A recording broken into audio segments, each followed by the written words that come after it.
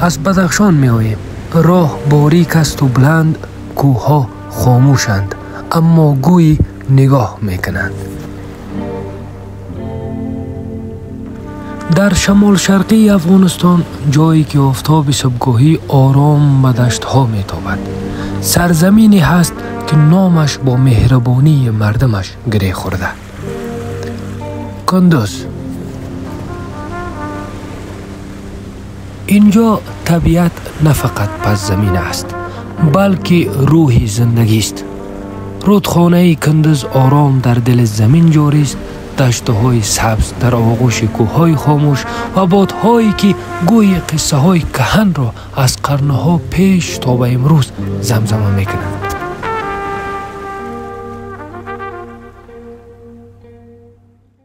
در امتداد این مسیر هر پیچ، هر دره خاطره است نانوشته و من در قاب این دوربین نه فقط روایتگرم که مسافریم در دل سرزمینی که باید با چشم و دل دیدش.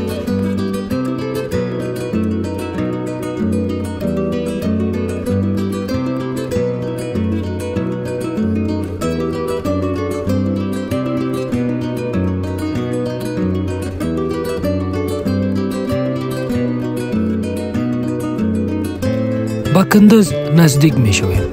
شهری که صدای زندگیش در نسیم دشت‌ها، در چایخانه‌های ساده و در نگاه آرام مردمش تنین دارد.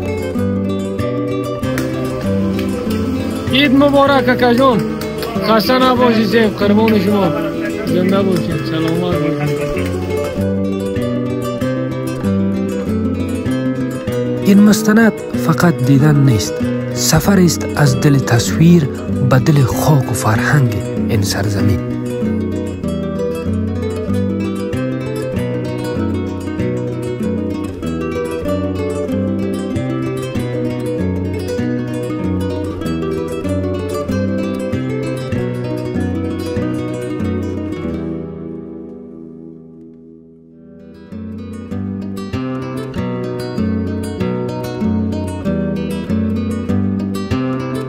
مردمان کندز با دلهای پر از مهر و تاریخ پر افتخار هنوز در کوچه های قدیمیشان شعر زندگی می سرایند. فرهنگ این شهر در تار و پود قالین ها، در نغمه های محلی، در دست های پینوسته کشاورزان و در چایخانه های پرگپ جاری است.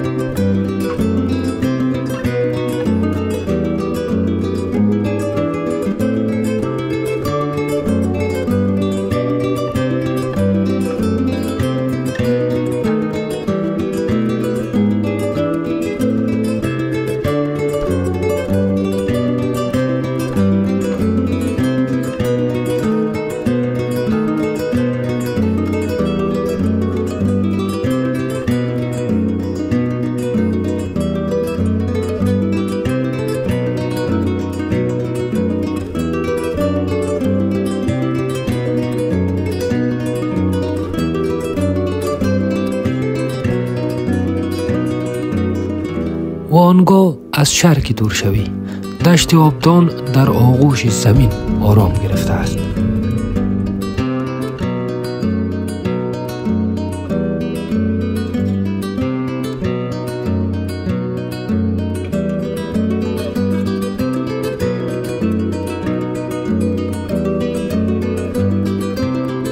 باد نرم بر تن گندمزار می وزد. پرنده بر شاخه می نشیند و خورشید آرام بر گونه های خاک می تابد. در اینجا هر چیز به زبان خود سخن می گوید. علف ها از سل، آسمان از امید و زمین از صبر.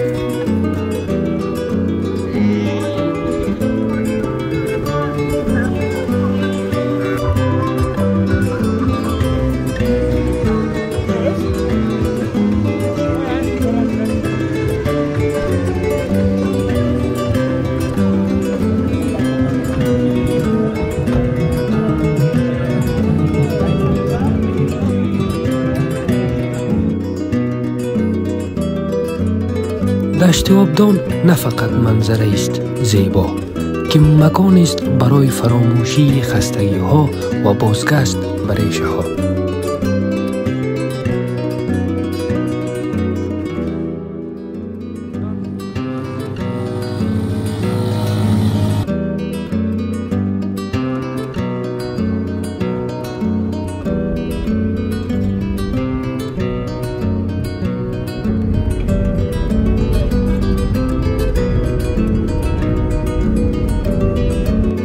کندز بیش از یک نام بود، یک احساس بود، یک زندگی آرام در دل طبیعت سبود.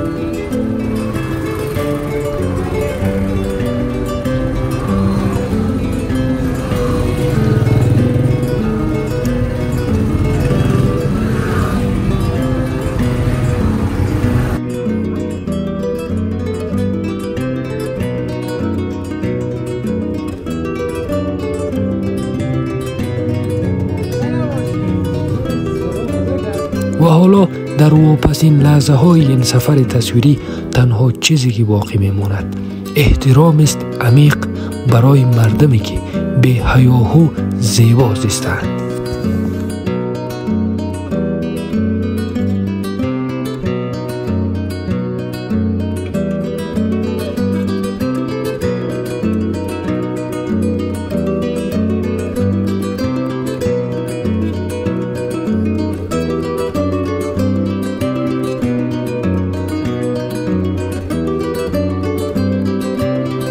سفر ما از میان کوههای خاموش آغاز شد و حالا پس از عبور از دل شهر در دشتهای آرام آبدان به پایان می رسد.